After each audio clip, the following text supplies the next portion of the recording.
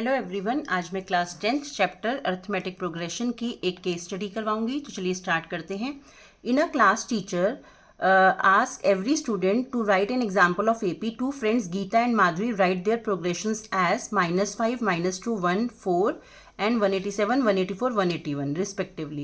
Now teacher asks various students of the class the following questions on these two progressions. Help student to find the answer of the question.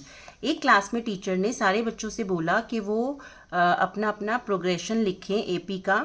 तो दो बच्चे हैं, एक गीता और एक माधुरी, इन दोनों ने अपना अपना प्रोग्रेशन लिखा। गीता का प्रोग्रेशन है -5, -2, 1 and 4 और माधुरी का है 187, 184, 181। अब कुछ क्वेश्चंस हैं जो टीचर ने पूछे, उसका हमें आंसर करना है।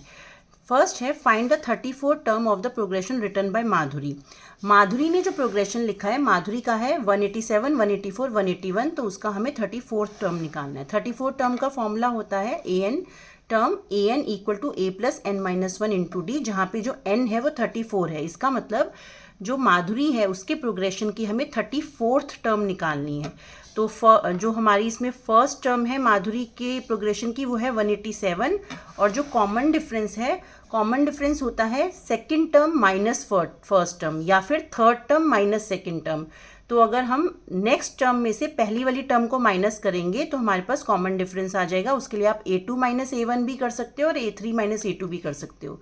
तो यहाँ पे अगर हम a2 माइनस a1 करेंगे तो हमारा कॉमन डिफरेंस आएगा -3।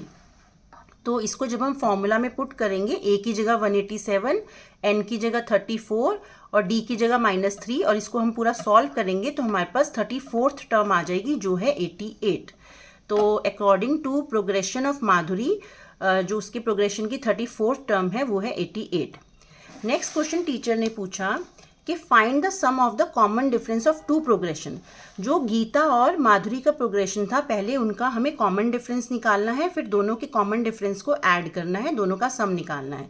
तो गीता का प्रोग्रेशन है -5, -2, 1 and 4 और माधुरी का है 187, 184, 181।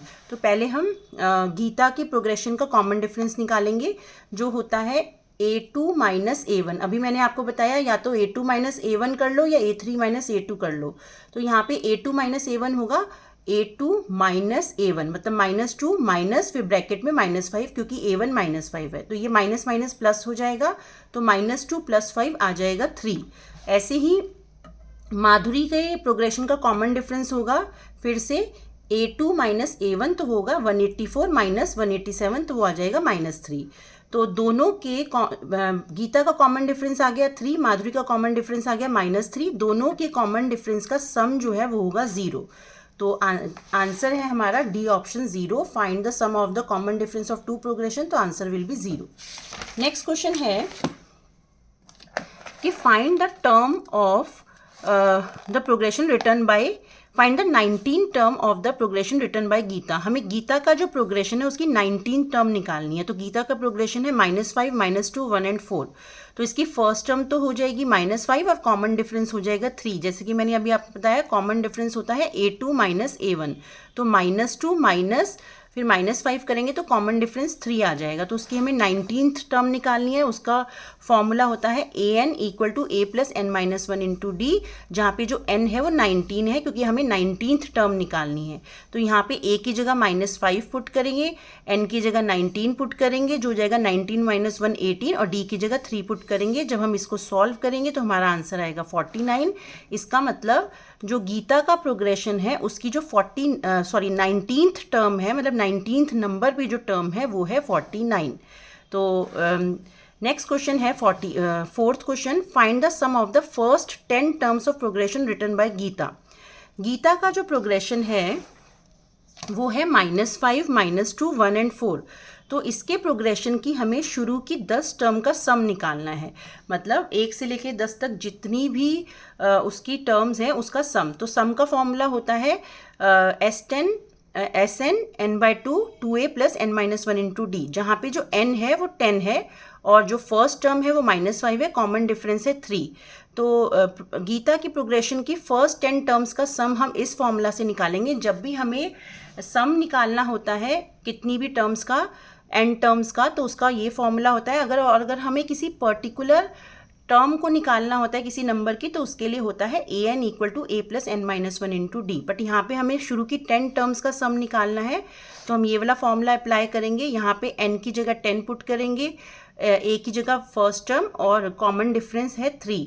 तो इसको जब हम पुट करके पूरा सॉल्व करेंगे तो हमारा आंसर आएगा 85। इसका मतलब जो गीता की प्रोग्रेशन की फर्स्ट 10 टर्म्स का जो सम है वो है 85।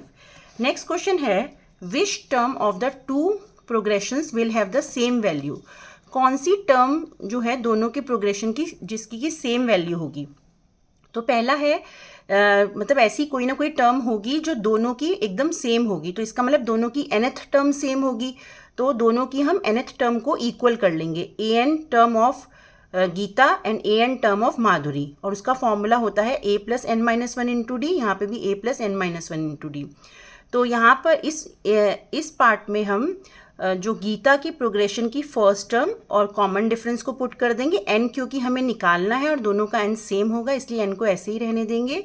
और यहाँ पे माधुरी का जो हमने प्रोग्रेशन लिखा है उसमें फर्स्ट टर्म उसकी है 187 है, और कॉमन डिफरेंस उसका है a2 माइनस a1 जो है -3, वो हम यहाँ पे पुट कर देंगे और उसके बाद दोनों को इक्वेट कर लेंगे।